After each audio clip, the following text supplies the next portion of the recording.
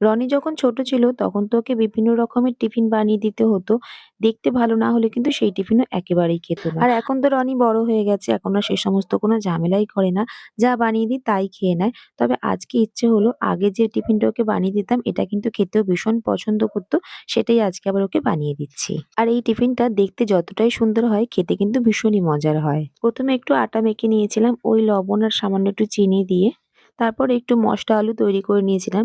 আলু সেদ্ধর মধ্যে ওই ধনে গুঁড়ো, জিরে গুঁড়ো, লঙ্কার গুঁড়ো, একটু পেঁয়াজের কুচি আর সামান্য একটু ধনেপাতা আর একটু চাট মসলা আর দিয়েছিলাম একটু পাস্তা মসলা। তারপরে একটা লেচিকে রুটির মতন করে বেলে নিয়ে একটা বাটির সাহায্যে দুটো গোল গোল করে কেটে নিলাম। তারপরে রেখে দিলাম একটার মধ্যে মসলা আলু আর একটু চিজ গ্রেট করে দিয়ে আর একটা লেচি দিয়ে উপরে চাপিয়ে দিয়ে একটা ডিজাইন তৈরি করে নিয়ে উল্টে পাল্টে লালচে লালচে করে ভেজে নিলাম। ছোটবেলার সেই টিফিন পেয়ে রনি কিন্তু ভীষণ খুশি হয়েছিল।